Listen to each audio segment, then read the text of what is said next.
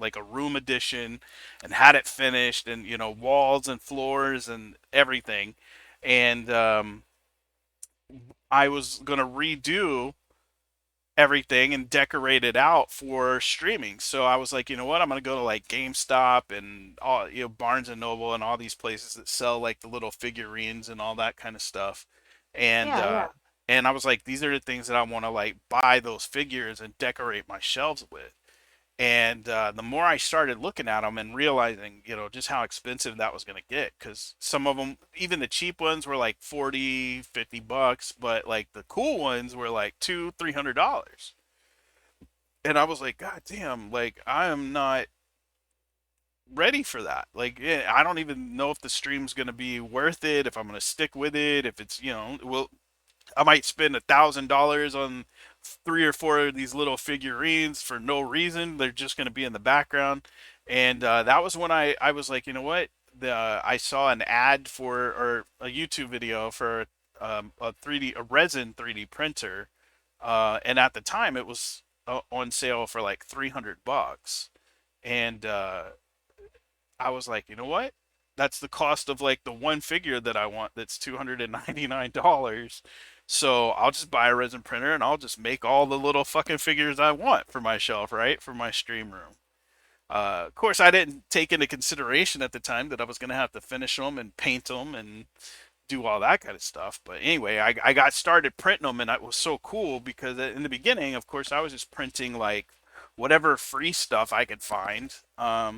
And I was like, oh look, Spyro the Dragon. Oh, this Mhm. this is cool too. And I was actually printing things from from the Dark Crystal, and I printed a couple of like League of Legends things, and then I was like, this is cool, but it like they print for what you want, like this little statue size. I was like, but now I want something bigger. So I ended up ordering one of the FDM printers. And so I had the FDM printer and a resin printer, and I was printing between a combination of the two, and I was posting the pictures to Facebook and Twitter and everything else.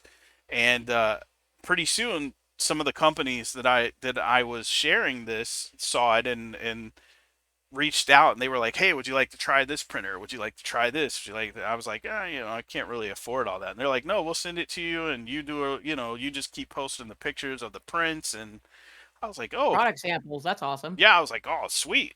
So the next thing I knew, I had two FDM printers and a resin printer, and then three FDM printers and a resin printer, and then four resin printers, and then six FDM printers. And before I knew it, I was up to like 17 printers, 17 FDM printers, six resin printers, laser engraver, like everything, everything people were sending over. It was like so mind blowing that all it was just that I was taking photos of stuff that I printed. And in the meantime, I ended up doing that so much that I was like, oh, well, there goes the streaming and gaming, because I'm not doing anything but 3D printing all the time.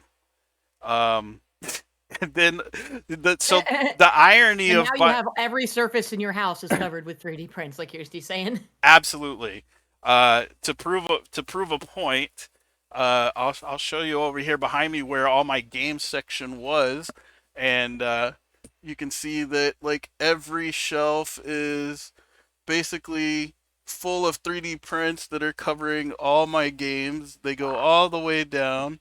There's a shelf that I put up over here that has all 3D print, and this is just this room.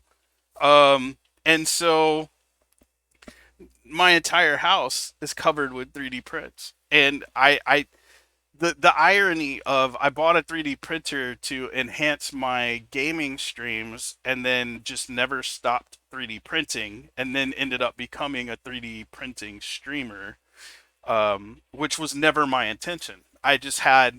I met some really cool artists. So when I first got my printers and I was looking for stuff to print, people were recommending like, these artists like Fotis Mint and Chaos Cortec, which is Chelsea, who was in here earlier. Um, and they were like, these guys put out some good models, and there's some are free, some are paid models, blah blah blah. So I was like buying models, um but I became pretty good friends with Fotis in the beginning, and then I met Chelsea, and she and I became really good friends. And then between the two of them and a couple of others, that were doing the same thing. They were seeing me print their models and post photos of it and tag them in it and share their models and stuff, and they really appreciated it. And so we kind of became we all became friends. Became friends with all these guys, and then they were like, "Hey, you should start streaming again." Because we know you used to stream video games. You should start streaming. And I'm like, nobody wants to watch a 3D printer. I mean, look at it. It's boring.